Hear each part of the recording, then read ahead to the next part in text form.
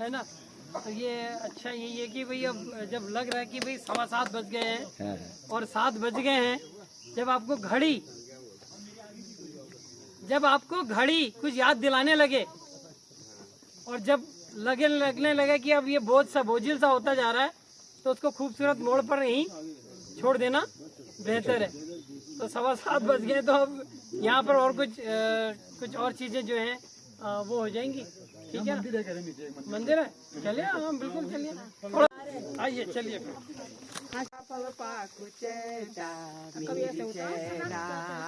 ऋण भूणा दिन ऋण भूणा दिन नारायणा पूजा मेरा मैता मेरी छैला नारायणा पूजा मेरा मैता मेरी छैला। बेड़ू पाको 12 मास 12 महीनों में नहीं इसको तोड़ो नहीं, जो भी कच्चे पक्के सब तोड़ो नहीं, दो चार तो लाओ। जिन दिनों में शादी विवाह नहीं होते वैसे नहीं होता, तो ये इन दिनों से पकता है बेड़ू। और ये जो है काफल चैत के महीने में पड़ता है, और चैत के महीने से पकना शुरू होता है, और अब तक हमको मिल रहा है ना। तो ये इतना बढ़िया है, बहुत बढ़िया मीठा। ये कहाँ गए नीचे? जैसे और बिल्लियां होती हैं वैसे ये भी बिल्ली है, ठीक। और ये सबसे चालाक बिल्ली है, इसका एडेप्टेशन बहुत गजब का है। ठीक है, गुलदार इसलिए कहते हैं, गुल माने धब्बे फूल, और उसके दार मतलब धब्बे जैसे फूल जैसे धब्बे हैं, इसलिए इसको गुलदार कहते हैं। ठीक है, लगभग 12 साल की इसकी उम्र होती है। इसके भोजन में जो है घुरड़, काकड़ और ये नेवले, सांप, छिपकलियाँ, गौल, सौल, ये होता है। लेकिन कभी कभी इसको अपना प्राकृतिक भोजन में कहीं दिक्कत होती है, तो फिर ये क्या करता है कि बकरी, गाय, कुत्ते इसकी तरफ को बढ़ता है। ठीक है, अब सबसे बड़ी बात क्या है कि इसके व्यवहार धीरे धीरे बदल रहे हैं, और घर में भी अगर आप किसी के व्यवहार बदलते हुए देख रहे होते हैं तो आप कर कुछ नहीं पाते, तो सिर्फ आपको अपने ही व्यवहार बदलने होते हैं। तो इसके लिए कोई डाइट तो हम खोल नहीं सकते कि जहाँ जानवरों को पढ़ाया जा सकता है कि क्या कहते हैं भाई जो है ऐसा व्यवहार नहीं करना। ठीक है, तो अपने आप को सुरक्षित रखने के लिए अपने व्यवहार बदलने। आज मानव वन्यजीव संघर्ष इसलिए बढ़ रहा है कि मानव और वन्य जीवों के बीच में एक बारीक सी लाइन थी जिसको हम बोलते हैं डर की लाइन, लाइन ऑफ फेयर, और आज वो डर की लाइन खत्म हो रही है। और जब डर की लाइन खत्म हो गई, ना तो हमें उनका डर है, हम भी चाहते हैं कि अगर गुलदार दिख रहा है तो एक सेल्फी हो ही जाए। ठीक है ना, और उनको भी पता है कि रोज आ रहे हैं, कुछ ऐसा खतरे की बात नहीं है। तो पहले वो डर था, आज वो डर खत्म हो गया, और जिसकी वजह से ये हो रहा है। जिस दिन बच्चे को पिताजी का डर खत्म हो गया, तो आप सोच लीजिए पिताजी की जेब सेफ नहीं है। ठीक है ना, तो बस यही है। तो ये भी ऐसी ये है। तो इसके लिए क्या है कि सावधानियां सबसे महत्वपूर्ण है। और आज के समय में हम लोग जो है जंगल की उस ज्ञान से बहुत दूर है। जो पहले रहते थे लोग, उनको जंगल के पूरे ज्ञान थे, जंगल की पूरी नॉलेज थी, कब जाना है, कैसे जाना है, किस तरीके से जाना है। आज थोड़ा बहुत जो रही सही कसर है वो भी इसी ने खत्म कर दी। वो जंगल में भी चल रहा है, इसी में चल रहा है नहीं, कहाँ नीचे पत्थर आ गया उसे इसका भी पता नहीं। वो बाघ और उसकी तो बहुत अलग चीज है। ठीक है, और प्रकृति हर एक चीज को बताती है। ये जो है जंगल में एक महत्वपूर्ण चीज है कि अगर बाघ होगा तो सारी चिड़िया भी आपको बताने लगती है। तो आपने सिटोल को सुना होगा ना, ऐसे करता हो चाप चाप बिल्ली, और उनको देखने के बाद ना वो खतरे का एहसास करती हैं। तो नेचर की अपनी एक डिस्टिंक्ट लैंग्वेज है जिसको वो इंटरप्रेट करते हैं, बताते हैं, बस हमें उससे समझने की जरूरत होती है। ठीक है, तो इसके लिए क्या है कि देखिए सुबह अर्ली मॉर्निंग और लेट इवनिंग इनके एक्टिव होने का ज़्यादा टाइम है, ज़्यादा एक्टिव रहते हैं। नॉक्टर्नल एनिमल है, नाइट को लोग जो है मतलब बेसुध होकर बाहर निकलते हैं, या कई लोग जो है 10 बजे 11 बजे घर को आते हैं। पहले के ज़माने की बात अलग है, आज के दौर की बात अलग है। तो आज सावधान होने की ज़रूरत है, और सावधान रहेगा इंडिया तो सुरक्षित रहेगा इंडिया, है ना। तो ये क्या है कि अब पालतू पशु तो बहुत कम रह गए, पालतू पशु को हम छोड़ देते हैं, वो भी उनको आमंत्रित करते हैं।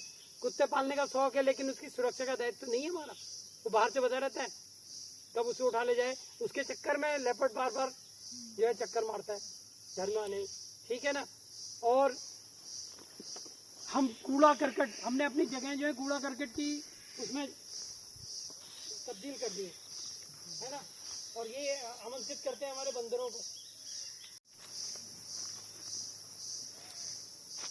हमें मालूम चला है तो कुछ मतलब किसी की आवाज़ सुनाई दी, कुछ दिखाई दी। कुछ फोटोज हैं, कुछ वीडियोज बना रखे हैं, तो मैं अभी ग्रुप पे अपलोड कर लूँगा। ये एक आउल है, इसको अभी आइडेंटिफाई सर बताएंगे, मुझे थोड़ा समझ नहीं आ रहा है। नहीं ये नहीं, ये तो डब है, ओरिएंटल टर्टल डब है। ये पीछे थोड़ा थोड़ा कर रहा है,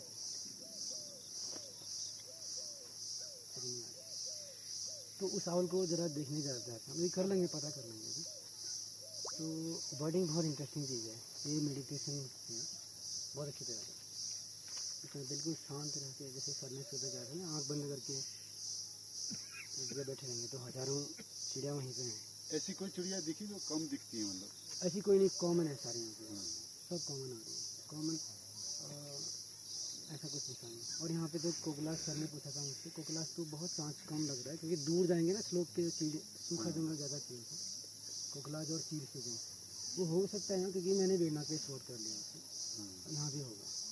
सबसे ज़्यादा कौन सी चिड़िया होती है यहाँ पे? सर यही है कॉमन, बुलबुल वगैरह जो चल रही है, मैना है, बुलबुल है। क्योंकि हम अभी तो जंगल के अंदर बहुत अंदर नहीं गए हैं, हम तो हैबिटेट के आसपास ही हैं। अभी हम लोग मेला चल रहे ना, मेला भीड़ में फिर बोल भी रहे हम लोग, कई चीज़ें होती है। जैसे अभी हम ये देखिए आवाज़ आ रही है, ब्लू थ्रोटेड बार्बिट है, जो हम न्योली के परिवार का छोटा है। तो हम जब चलते हैं ना, हमारे वैबिट में से कीड़े भी निष्क्रिय हो जाते हैं। अगर वो निष्क्रिय हो गए तो फिर बर्ड्स भी निष्क्रिय हो जाते हैं। वो पूरा तंत्र है, जाल है, वो वैबिट से है ना। अगर कहीं पे यहाँ पे मान लेते हैं रॉक्सरस है या ब्लैक बर्ड है, वो ऊपर से कॉल के साथ साथ में सुन रही होती है कि कहाँ से ज़मीन के अंदर 4 इंच से नीचे से आवाज़ आ रही है। और हम वो करेंगे तो कीड़े ठप हो गए ना, वो तो कई चीज़ें होती है। इसलिए 2 या 4 लोगों का ग्रुप, और बहुत धीरे धीरे से लेपर्ड बनना पड़ता है, हमें लेपर्ड बनना पड़ेगा। बहुत इंटरेस्टिंग है, बर्ड्स काफ़ी है, कॉमन है। और एक प्रोजेक्ट पे काम कर रहा हूँ मैं, आप लोगों का सबका सहयोग चाहिए होगा। बर्ड्स ऑफ चौकड़ी रीजन एक चेकलिस्ट बना रहे हैं हम लोग, तो मैं थोड़ा शेयर करता हूँ। रेयर बर्ड्स में मैं इसे दिखाऊंगा आपको।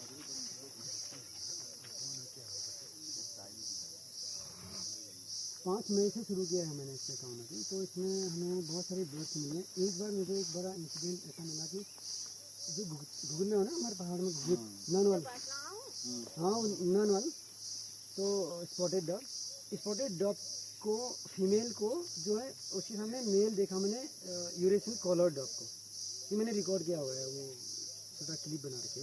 तो कुछ कभी कभी ना थोड़ा सा अलग चीज़ें भी दिख जाते हैं प्रकृति के अंदर। वो मैंने कितनी तारीख को रिकॉर्ड किया था, इसमें है डेट वेट सब टाइम वगैरह। तो ये नशा है बर्डिंग का थोड़ा सा, मतलब एक बड़ा एक्सपेंसिव नशा भी है, और आप खाना भी भूल जाते हो जंगल में।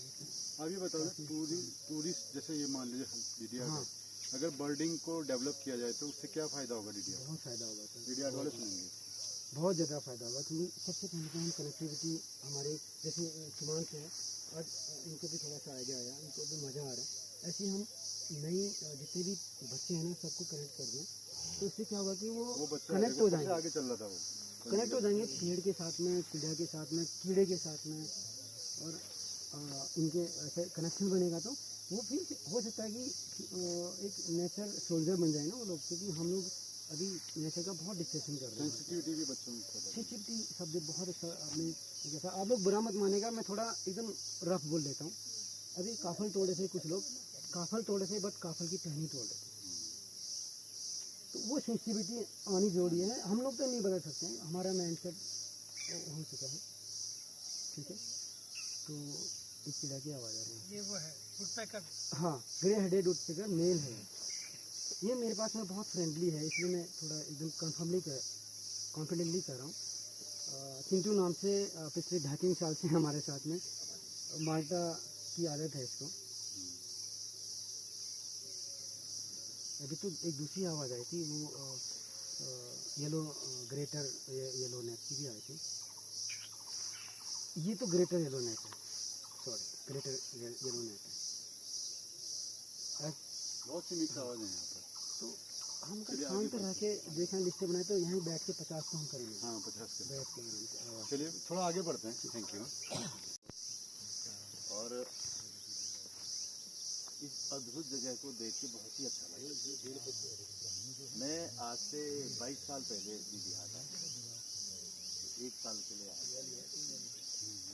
तब दीदी हाट नया नया छोटा छोटा था, अब की बात काफ़ी विकसित हो गया है।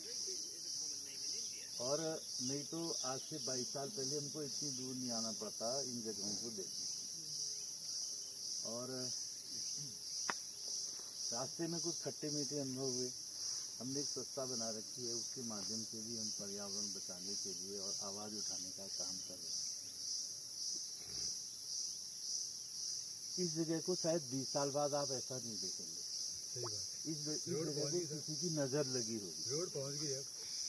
किसी की नज़र लगी होगी इस पे, हवाई सर्वे से अच्छी जगह दिखी होगी कि मैं एक बार यहाँ पे कोई स्टार होटल बनाऊंगा, टूरिस्ट को अट्रैक्ट करूँगा, तब ये परिंदे सब जा चुके होंगे यहाँ। ऐसा माहौल हम बना रहे हैं पृथ्वी को ख़त्म करने का।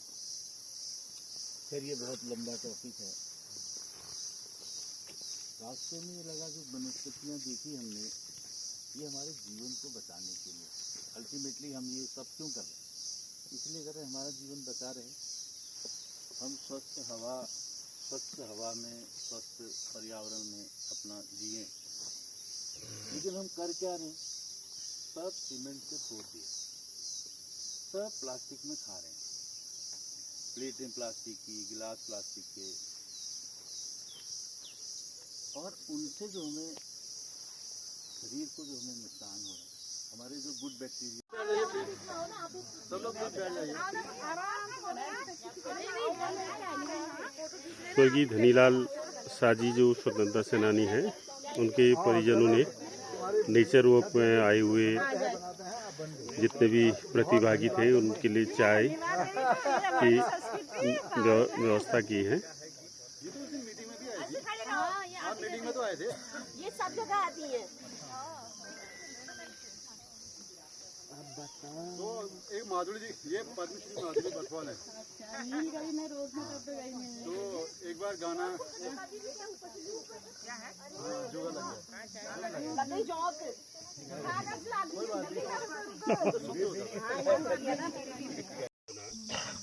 दीदी हाट किताब पोथी के जरिए तो बहुत अच्छा लगा। बहुत नई नई चीज़ें जानकारी हम लोगों को हुई, आपस में कई चीज़ें हम लोगों ने शेयर की, कुछ नई चीज़ें भी हुई। जैसे दीदी हाट के लिए विशेषकर पैराग्लाइडिंग एक अलग अनुभव था। तरुण भाई आए तो उन्होंने जीप लाइन है, रॉक क्लाइंबिंग के जो बेसिक आपका जुमारिंग है, रैपलिंग है, उन चीज़ों से भी यहाँ पे लोगों को कनेक्ट किया। तो आने वाले समय में बर्ड वॉचिंग भी पहली बार ही हुई। हाँ बिल्कुल, बर्ड वॉचिंग भी। हाँ, बर्ड वॉचिंग भी राजेश भाई साहब आए तो उनकी वजह से बहुत हम लोग काफ़ी समृद्ध हुए। अब उसको हम कितना आगे कर पाएंगे वो अलग बात है। तो नेचर से संबंधित है, क्योंकि बहुत सी चीज़ों के बारे में आप लोगों को जानकारी है। तो मैं एक छोटी सी मधुमक्खी पे बात करूँगा यहाँ पे। तो आपने देखी होगी हमारे यहाँ पे जो पहाड़ में है, जो मधुमक्खी अक्सर लोग पालते हैं घरों में अपने, तो एपिस इंडिका मधुमक्खी है। और इसकी जो खासियत है वो माइनस टेम्परेचर से लेके करीब 35-40 डिग्री टेम्परेचर तक आसानी से रह सकती है। और आपको जानकर बहुत आश्चर्य होगा कि पूरे विश्व में मधुमक्खी की बहुत सी वैरायटियाँ हैं अलग अलग। जैसे आप लोग मैदानी क्षेत्रों में देखते हैं एपिस मेलिफेरा थोड़ा बड़ी होती है, उसका ग्रुप भी थोड़ा बड़ा होता है। जैसे हमारी जो एपिस इंडिका है वो 60,000 से लेके 80,000 के तक एक ग्रुप में रहती है। और जो नीचे जो मैदानी क्षेत्रों में पाई जाती है उसका 1 लाख से भी ऊपर हो सकता है ग्रुप। तो एक मधुमक्खी का जो जीवन चक्र है वो थोड़ा सा उसमें अगर हम चर्चा करेंगे तो उसमें 3 तरह के आपको मिलते हैं। एक तो नर है, एक मादा है जिसको क्वीन कहते हैं, और उसके बाद कुछ श्रमिक मधुमक्खियाँ हैं। तो इनका नेचर ने जो जीवन चक्र है वो भी थोड़ा अलग अलग तरीके से बना रखा है। रानी सबसे पहले डेवलप हो जाती है, 17 दिन में रानी बन जाती है। अंडे से रानी बनने की जो प्रक्रिया है वो करीब 17 दिन में वो रानी तैयार हो जाती है। और 17वें दिनों अपने जो उसका जैसे जिसमें भी रखा है हमने, चाहे जाले में रखा है, ढाड़े में रखा है, या जो यहाँ पे पहाड़ों पे जो जॉलीकोट मॉन बॉक्स है उसमें रखा है, तो उसके बाद वो बाहर आती है। तो जो रानी मधुमक्खी है वो अपने उससे एक फेरोमोन छोड़ती है, वो हर समय रहता है। तो उसी फेरोमोन की हिसाब से मधुमक्खियाँ अपना जो कार्यक्रम जारी रखती है, चाहे नेक्टर लाना है, जो नए बच्चे हैं उनकी परवरिश करनी है, और नई रानी कब बनानी है, वो भी सारे वो फेरोमोन ही तैयार करते हैं। तो 17वें दिन वो तैयार हो जाती है। और 21वें दिन हमारा जो ड्रोन है, जिसको नर हमारे वहाँ पहाड़ों में उसको ढड़ुआ भी कहते हैं। तो कई लोग कहते हैं कि वो कोई काम नहीं करता, खाली मधु वो, लेकिन वो नेचर का महत्वपूर्ण कार्य, अगर वो नहीं होगा तो अगली संततियाँ नहीं हो पाएंगी। और उसके बाद जो जो कैमरी मधुमक्खियाँ हैं, जो श्रमिक मधुमक्खियाँ हैं, वो 21वें दिन, और वो 26वें दिन जो ड्रोन है वो तैयार होता है। तो ये प्रक्रिया जब चलती है तो आपने देखा होगा कि मधुमक्खी के छत्ते में आप जब कभी शहद निकालेंगे तो एक चिपचिपा सफ़ेद तरह का शहद होता है, एकदम वाइट होता है वो। और शहद तो आप देखते ही हैं, वो फूलों के आधार पे है। जैसे अगर उस जगह पे अलग, जैसे चिवरे वाले एरिया में जाएंगे तो सफ़ेद तरह का शहद बनाते हैं। और आपके जहाँ पे बोतल ब्रूस के पौधे होंगे तो वहाँ एकदम लाल तरह का पौधा वो शहद बनाते हैं। जैसे डाइट वाला एरिया है, अगर यहाँ पे कहीं होगा तो थोड़ा उसका वो भी पतला होगा, वो उस फूल की खुशबू हाँ, भी आती है उस फूल की खुशबू भी आएगी, और उसी का वो लगभग कलर भी एक बार हम ना उसमें रहेगा। सॉरी मैं सोच रहा था, हम ये सूखी डांग के पास एक जोशी जी हैं, उन्होंने हमें 7 फ्लेवर का शहद खिलाया। हिसालू का भी, मतलब वो कह रहे ऐसे खिला रहे थे, आप बताओ किसका स्वाद है, उसमें हिसालू का स्वाद आ रहा था, क्योंकि वो हिसालू के झीलों के आसपास उन्होंने उसका वो रख दिया होगा। तो थोड़ा थोड़ा था उनके पास, ज़्यादा नहीं था, लेकिन उन्हें अलग अलग फ्लेवर आ रहा था, लेमन ग्रास, इस तरह की बहुत सी वैरायटी का खिलाया था। तो करीब 80% जो परागण है, जो हम किसी भी रूप में खाते हैं, चाहे फल के रूप में खा रहे हैं या अनाज के रूप में खा रहे हैं, उसमें भी मधुमक्खी का योगदान है। और सबसे बड़ी बात यह है कि आज के दौर में जो विशेषकर जो पहाड़ों में फसल चक्र कम हो गया है। मतलब यहाँ पे जैसे बहुत तरह की दालें होती थी, बहुत तरह के तिलहन होते थे, वो भी कम हो गए हैं। थोड़ा बहुत ये सरसों वाला रहा है, और उसको भी लोग क्योंकि खेती उस रूप में हो नहीं रही है तो घास के लिए उसको उखाड़ के छोड़ देते हैं। तो जो मैं रानी मधुमक्खी के बारे में थोड़ा सा उसमें हम लोग चर्चा करेंगे। रानी मधुमक्खी अपने जब वो अंडे की स्थिति में होती है, फर्स्ट डे से लेके लास्ट तक, जब तक वो बचती है, करीब उसकी जो उम्र है 4 से 4.5 साल है एक रानी मधुमक्खी की। वहीं जो ड्रोन है वो 45 से 60 दिन में ख़त्म हो जाते हैं, और जो कैमरी मधुमक्खियाँ हैं वो भी लगभग 60 से 90 दिन का उनका जीवन चक्र रहता है। तो शुरुआत में 2 दिन सारी मधु जब अंडे होते हैं तो सारे अंडों के अंदर रॉयल जेली डाली जाती है, जो शहद की उच्च क्वालिटी है। मैंने बताया ना आपको, थोड़ा चिपचिपा रहता है वो। तो उसको खाने के बाद जैसे रानी मधुमक्खी को तो सिर्फ वही दिया जाता है, और उसके अंडों को वो देंगे तो वो 17वें दिन आ जाती है, और 17वें दिन पैदा होके वो करीब 4.5 साल तक उस कॉलोनी में रहती है। और जो ड्रोन है वो 60 करीब 45 से 60 दिन के आसपास, और जो कैमरी मधुमक्खियाँ हैं तो वो करीब 60 से 90 दिन के आसपास एवरेज है उनका। तो एक रॉयल जेली खाने के कारण उसकी उतनी ज़्यादा उम्र बन गई है। तो अभी जैसे यूरोप में है, यूरोप में वो लोग अलग से उसको रॉयल जेली को निकाल लेते हैं। वो करीब 15,000 के आसपास कॉस्ट है उसकी, उस शहद की। और जो नॉर्मल जो शहद होता है, जो हमारा जो नॉर्मल शहद है, वो हमारी जो चाहे ड्रोन हो, कैमरी मधुमक्खियाँ वो खाती हैं।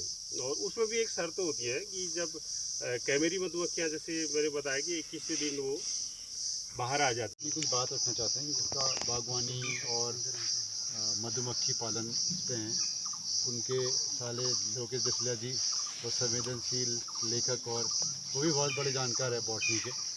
तो हम दृष्टि से भी कुछ बातें सुनते हैं, फिर डॉक्टर साहब भी हैं, फिर हम इस सेशन का जो फिनिशिंग हम करते हैं, हमारे साथ कई कलाकार हैं और माधुरी भी चाय पी रही हैं ऊपर, सुरेंद्र बिष्ट। तो हम एक म्यूजिकल इसकी फिनिशिंग करेंगे।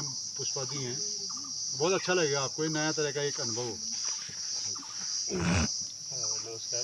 और रिकॉर्डिंग कर आप लोगों का जो 3 दिन का हम लोगों का यहाँ पे एक ग्रुप बना डीडी हार्ट किताब पोथी के जरिए, तो बहुत अच्छा लगा। बहुत नई नई चीज़ें जानकारी हम लोगों को हुई, आपस में कई चीज़ें हम लोगों ने शेयर की, कुछ नई चीज़ें भी हुई। जैसे डीडी हार्ट के लिए विशेषकर पैराग्लाइडिंग एक अलग अनुभव था। तरुण भाई आए तो उन्होंने जीप लाइन है, रॉक क्लाइंबिंग के जो बेसिक आपका जुमारिंग है, रैपलिंग है, उन चीज़ों से भी यहाँ पे लोगों को कनेक्ट किया। तो आने वाले समय में बर्ड वॉचिंग भी पहली बार ही हो रही है। हाँ, इससे बर्ड वॉचिंग भी, हाँ, बर्ड वॉचिंग भी राजेश भाई साहब आए तो उनकी वजह से बहुत हम लोग काफ़ी समृद्ध हुए।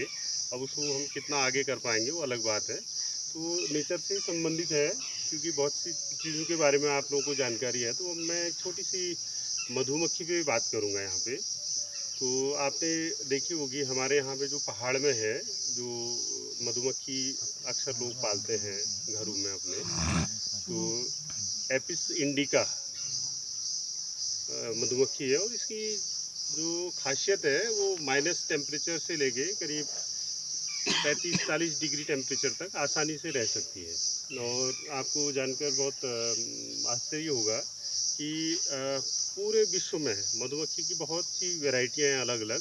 जैसे आप लोग मैदानी क्षेत्रों में देखते हैं एपिस मेलिफेरा थोड़ा बड़ी होती है, उसका ग्रुप भी थोड़ा बड़ा होता है। जैसे हमारी जो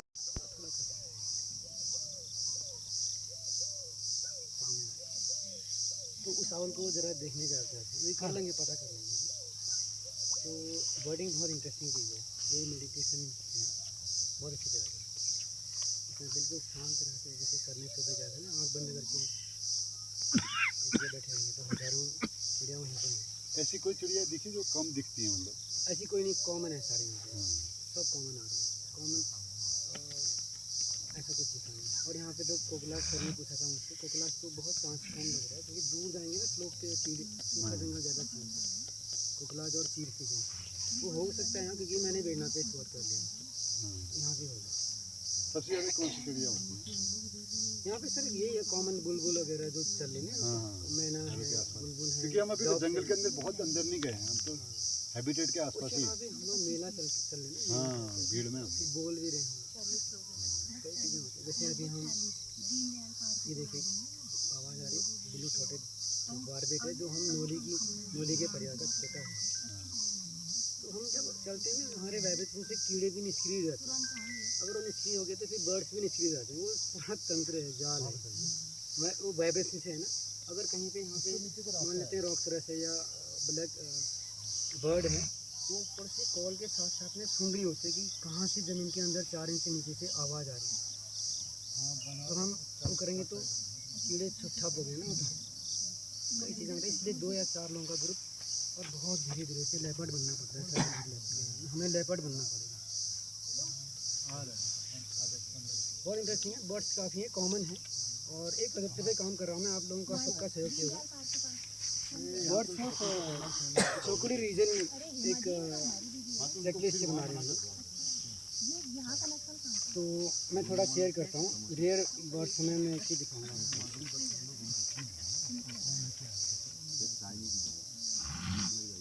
5 मई से शुरू किया है मैंने इसमें काम अभी, तो इसमें हमें बहुत सारे बर्ड्स मिले हैं। एक बार मुझे एक बड़ा इंसिडेंट ऐसा मिला कि जो घुगना हो ना हमारे पहाड़ में, ननवल, हाँ ननवल, तो स्पॉटेड डॉग को, फीमेल को जो है उसके सामने मेल देखा मैंने, यूरेशियन कॉलर डॉग को, ये मैंने रिकॉर्ड किया हुआ है, वो छोटा क्लिप बना रखे। तो कुछ कभी कभी ना थोड़ा सा अलग चीज़ें भी दिख जाती हैं प्रकृति के अंदर। वो मैंने कितनी तारीख को रिकॉर्ड किया था, इसमें है डेट वेट सब टाइम वगैरह। तो ये नशा है बर्डिंग का थोड़ा सा, मतलब एक बड़ा एक्सपेंसिव नशा भी है, और आप खाना भी भूल जाते हो जंगल में।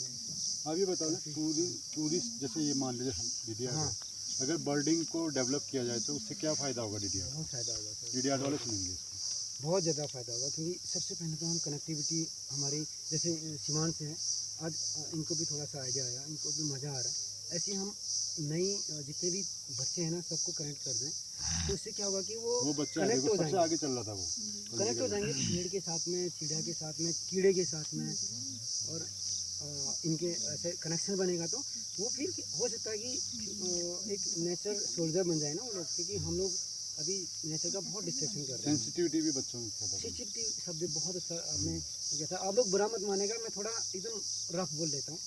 अभी काफल तोड़े थे कुछ लोग, काफल तोड़े थे बट काफल की टहनी तोड़ दी, तो वो सेंसिटिविटी आनी जरूरी है। हम लोग तो नहीं बदल सकते हैं, हमारा माइंड सेट हो चुका है, ठीक है।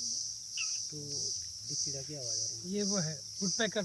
हाँ, ग्रे हेडेड वुडपेकर मेल है, ये मेरे पास में बहुत फ्रेंडली है, इसलिए मैं थोड़ा एकदम कॉन्फिडेंटली कर रहा हूँ। चिंटू नाम से पिछले 2.5 साल से हमारे साथ में, माल्टा की आदत है इसको। अभी तो एक दूसरी आवाज़ आई थी, वो येलो ग्रेटर येलो नेप की भी आई थी। ये तो ग्रेटर येलो नेप है, सॉरी ग्रेटर येलो नेप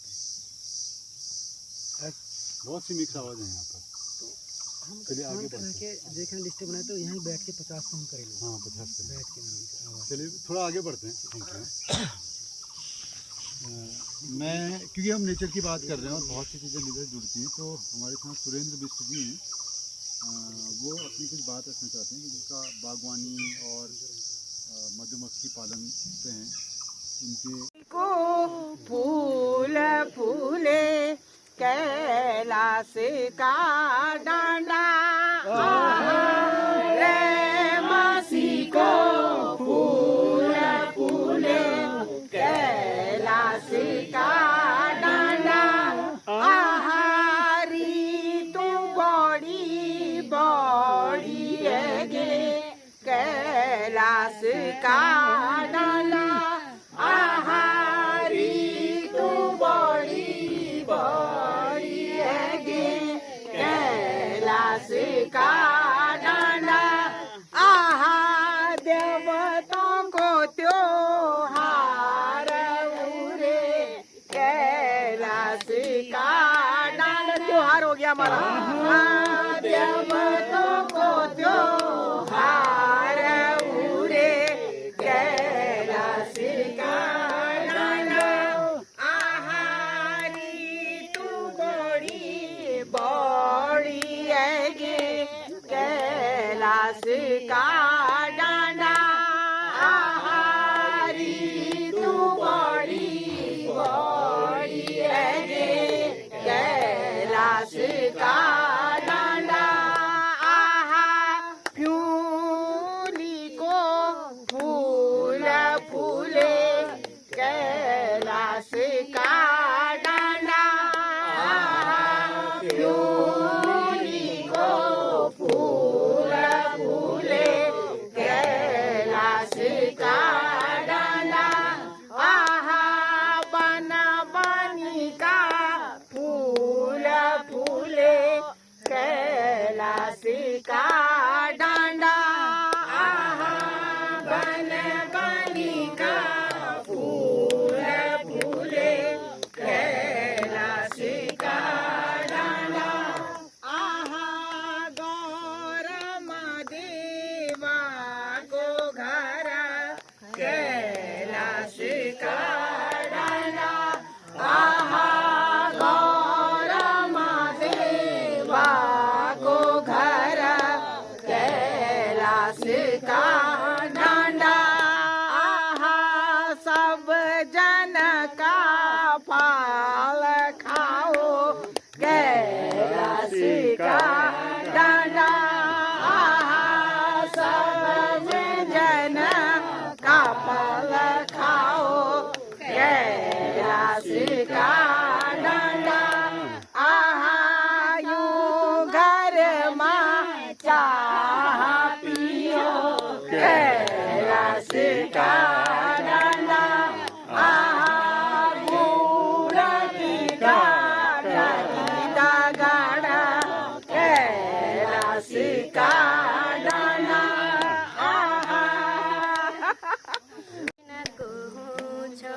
झूठो माया जाल दीदी न कहूँ छो पंछी उड़ी जानी घोले उसे रोछो झूठो उड़ी जानी घोले उसे रोछो झूठो माया जाल दीदी न कहूँ छो झूठो माया जाल दीदी न कहूँ छो किली बेर आए तू किली बेर जाले किली बेर आए तू किली बेर जाले मुट्ठी बादी आए तू खाली हाथ जाले मुट्ठी बांधे आए तू खाली हाथ जाए या की माया ए रोकिन जन सार चान दिन चौदरू फिर अनरी रात बेकार की बात दीदी न कहूँ छो बेकार की बात दीदी न कहूँ छो पंछी उड़ी जाने घोले उसे रोछो पंछी उड़ी जानी घोले उसे रोछो झूठ माया जाल दीदी न कहूँ छो झूठ माया जाल दीदी न कहूँ छो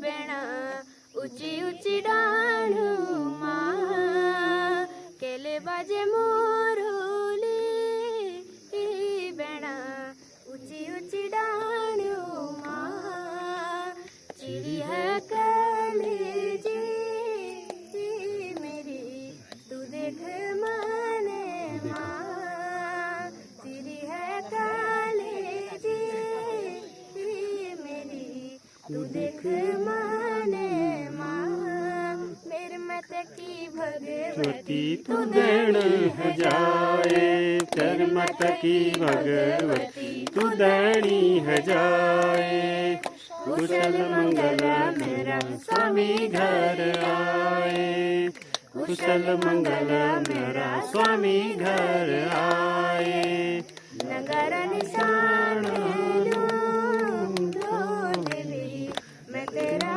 थाने माँ नगर निशान लो देवी मैं तेरा थाने माँ केले बाजे मोरली बेणा ऊंची ऊंची डाणू माँ माधुरी दी का आशीर्वाद इनको बहुत पहले से भी मिल रहा है। द्वारा 8 में जैसे ही इसने परफॉर्म किया माधुरी खड़ी हो गई और उन्होंने बोला कि इसका प्रोनाउंसिएशन जो इसने गढ़वाली शब्दों को पकड़ा है तो बहुत ही टैलेंटेड लड़का है। अब धीरे धीरे आगे बढ़ रहा है और लगभग हमारे हर किताब कौतिक में रहता है और हम लोग कोशिश कर रहे हैं इसी तरह से जैसे पर्यावरण में जुड़े लोग समाज से जुड़े लोग। आशीर्वाद आगे बढ़ते रहो। अब आप सुना दो एक जो बाहर देशों में अभी मैं स्पिरिचुअल टूरिज्म के अलग अलग अनुभव ले रहा हूँ। स्पिरिचुअल टूरिज्म यस अच्छा इससे लोगों को रूबरू कराने की कोशिश है और मैं नेचर प्रकृति किताब को भी पढ़ रहा हूँ साथ साथ में और लोगों को ऐसे कुछ अनुभव हम भी देते हैं जंगल में लोग ले जा सकते हैं और सब ये सब के सानिध्य में मैं सीख रहा हूँ और आगे बढ़ रहा हूँ। आप लोगों से मिला हो तो ये नया आयाम है मेरे लिए और बहुत खुशी भी। स्पिरिचुअल टूरिज्म में क्या क्या कवर किया आपने? स्पिरिचुअल टूरिज्म में सर हम लोगों ने एक मानसखंड यात्रा चलाई थी जो पिछले साल मैंने 2-3 बार चलाई। उसमें अभी हम प्रकृति से लोगों को सर्वप्रथम जो है जोड़ने का कार्य है और उसके बाद जो लोग जैसे हैं उस तरीके से उनको जो है पहुँचा रहे हैं और इसमें कुछ प्रैक्टिकल हैं फॉरेस्ट फीलिंग करना और सब आपके सानिध्य से संभव हो रहा है और प्रकृति में देखिए सब ऐसा कुछ नहीं है, किसी का सानिध्य कुछ नहीं होता, तो उसने अपना काम करना होता है, वो खुद चुन लेती है। ये आपका जो बैकग्राउंड है वो एविएशन का है। आप एविएशन में बहुत समय तक जो है अब्रॉड में काम किया आपने और काम करने के बाद फिर ये लौटकर इस किताब को पढ़ने आए। बेशक इन्होंने बचपन में वो किताब हमारे साथ जैसे इन्होंने पढ़ी ऐसे ही हम स्कूलों में जाते थे स्कूल के प्रोग्राम में इन्होंने पढ़ा। उसके बाद इनको कई जगह पर सब कुछ देखने के बाद ये लगा कि मुझे इस किताब को पढ़ना चाहिए और पढ़ाना चाहिए, इसलिए लौट कर आए। तो प्रकृति अपने लिए जो है सब कुछ पहले से तैयार के रखती है, सवार के रखती है। तो ऐसे ही है, तो हम एक दूसरे से सीखते हैं। प्रकृति की किताब को कोई सिखाता नहीं है भाई, कनेक्टर होता है, वो कोई स्पार्कर होता है जो स्पार्क करता है, कनेक्ट करता है, उसके बाद तो फिर सबको जो है उसमें चलना ही होता है। ठीक है, धन्यवाद। तो ये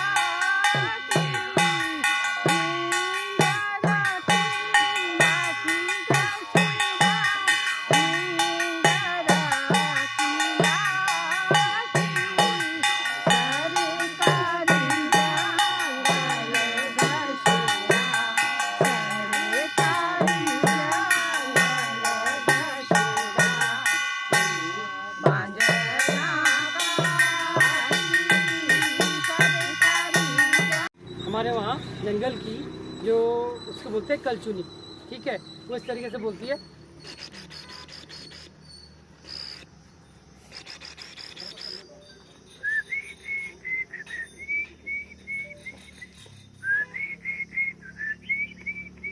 इस तरीके से, ठीक है। एक चिड़िया और होती है, उसका नाम है न्योली, उसको हम ग्रेट बार्बेट बोलते हैं। तो सुबह सुबह ऐसे बोलती है।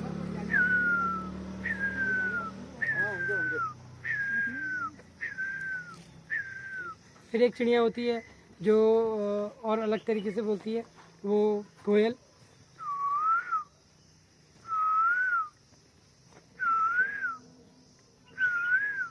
ठीक है। फिर एक चिड़िया होती है जो फल पकने पे सबको खबर करती है।